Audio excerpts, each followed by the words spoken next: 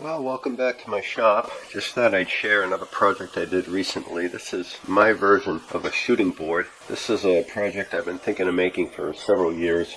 Although I have to admit, for most of the things I do, I don't seem to have a great need for such a jig. Still, every once in a while I wish I had one, so finally got around to building one. Did a lot of research, tried to take the best ideas from those that have posted videos before me. I designed it to work, my trusty number 5. And if you've watched my videos, you've seen me use plenty of times. I have also used this with a number 4. Works quite well. And I have this old number 6 that one of these days I'll get around to refinishing and tuning up. And I'm thinking this would be a good candidate for that as well. It has a secondary fence. This fence is glued down. This one is screwed onto it. And I got that idea from Rex Kruger, adjustable and removable. Is if for whatever reason the main fence comes out of true, you have a chance to make adjustments on the auxiliary fence. And this just screws into some inserts in the main fence. Holes in the auxiliary fence are oversized and slotted to allow some amount of adjustment. I think the advantage of it is if this ever drifts on you, you could tune to get this exactly square and true by simply shimming it. And should for whatever reason it wear out, which I don't think is likely, it's obviously easy to replace. When building it, the idea came from Rob Kosman to make sure when you glue it that you have a bow from the front to the back, meaning that the center is raised ever so slightly.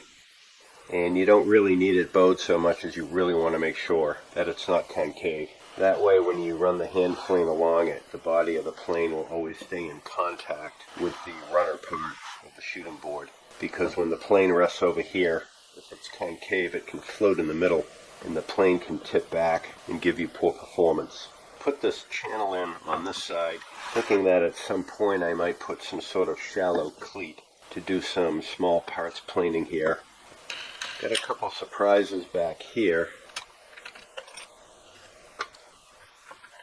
This board serves 2 functions. One idea again came from Rex Kruger. This is the same height as this, so I can use this as an auxiliary fence when there's a need to shoot a very long board. It's now supported out here. And the height of this is also the same height as the cleat down here. So if for whatever reason I need to have this sitting on top of the bench, I now can get it level without a lot of effort. And finally, this piece I milled over here, that if I have to shoot 45 degrees, and obviously I can do it this way or this way. And it all goes back together and is self-contained. Another feature that I incorporated was I have a piece of red oak running along the bottom here. This is actually 2 5mm pieces of plywood. And I have a piece of red oak in here, so that when the plane runs along it, it's actually running against some hard wood down on the bottom. Not sure you really need that, but I figured it was a good idea at the time. Well, maybe some of you out there are thinking of building a shooting board. If that's the case, you might want to stick around, watch this whole video, because I'll tell you I made more than my fair share of mistakes. And hopefully, if you watch this, I can help you prevent making the same mistakes that I made. Well, the project started like many others. I hunted around my shop looking for suitable scraps of material. And I found these 2 pieces of 1/2-inch plywood that I thought would be good candidates. I spent a lot of time cutting them, getting them to the right shape, gluing them up, doing all the things you're supposed to do. I put a lot of time and effort into it.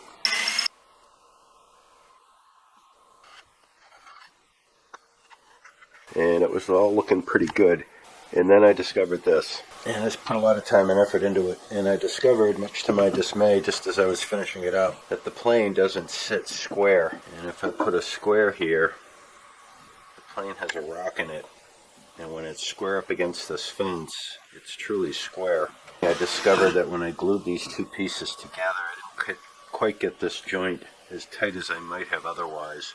It's low on this edge. So I don't think there's anything I can do to fix it. It's just a matter of taking it apart. I'm going to try to salvage as many of the pieces as I can, and I'll have to have the 2 main pieces remade. Well, I'm ready to attempt Jazz Building Shooting Board Take 2. Found this piece of plywood in my shop, and it's reasonably flat. It's 3/4 of an inch thick, so slightly different geometry. I'm hoping I can reuse the same fence and the same auxiliary fence in front. Instead of going with 1/2-inch plywood on top, thinking of going with 1/4-inch plywood. And as I run this plane along that edge, that seems to be fine. On the first attempt, I used this really dense wood as a runner, which I'm sure would never wear out, but it's a little hard to work with. So I think on the next iteration, I'm just going to use a piece of red oak. And it's hard to imagine how the edge of a hand plane, being so smooth and so polished, would ever really put any significant wear on this edge. So here's my second attempt at gluing. I'm going to use the tabletop of my table saw as the large flat surface. Idea what this is going to look like. This piece will sit about here. There will be a hardwood runner sitting here, and I'm going to wrap the two edges of the plywood with some wood, and then the front and back will have bands on it. The fence will sit about here, and the auxiliary fence will sit like so. To glue it, I'm going to have 3 pieces of oak here to distribute the load. I'll have this thin ruler across the middle to encourage this to have a slight bow front to back. Well, here it is glued up. Got a bunch of clamps on this edge.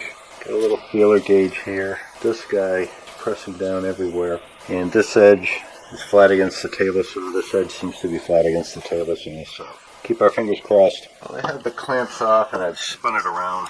This is the side I plan on shooting with. But the real test is right here. That looks really good. Alright, finally ready to move on to the next step. Only took me 2 shots.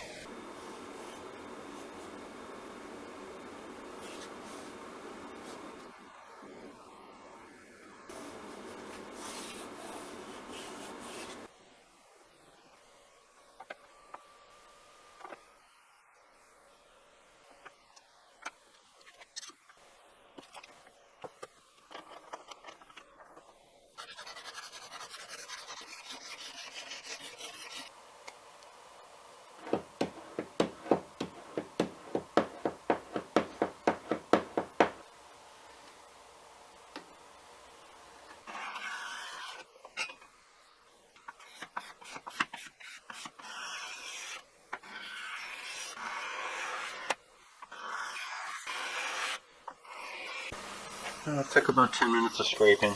This is nice and flat. And I realized that a single layer of the 5mm plywood didn't necessarily come up high enough to meet the edge of the iron. Oh well, should have been more careful. So I had to glue a second layer of 5mm plywood on top of the first. And as I put a square on it, it looks perfect. So, good to go. After putting all that work into it, I glued this fence on the wrong side. It was supposed to be glued up here. I tried soaking the plywood overnight with water to soften the glue, and it is not budging. Really disappointed right now. I think I'm going to try to cut this off, and I might have to remake this for a 3rd time. Well, it took about 35 minutes or so of cutting, but I did make it all the way through. I kind of beat up the bottom of the board here, and I got a water stain up here that I'm not too thrilled with. Well, unfortunately I forgot to record it, but as I wet this area, I had stained it. This whole area became a really dark, muddy gray color. And I treated it with some wood bleach, and it really brightened it up almost instantly. It was within maybe 10-20 seconds of brushing it on. It really took the gray right out. I'm going to try it again. There's still a couple areas where it looks a little dulled. I just mixed a little bit, a small spoonful, in this little bit of water. I didn't measure it or anything. And you just kind of paint it on and let it sit. And again, I'm specifically going at the areas that look a little dull. I'm going to hit down here again, see if I can get it a little bit lighter. And that's it.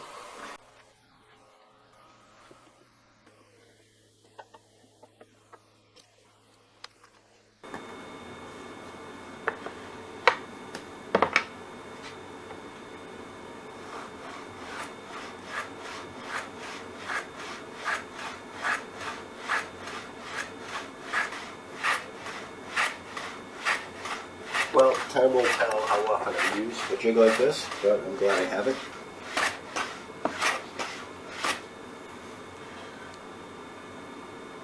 Well, look at that. That is perfect. And you get to look forward to seeing it in my upcoming videos. Don't forget to like and subscribe, and check me out on the next one.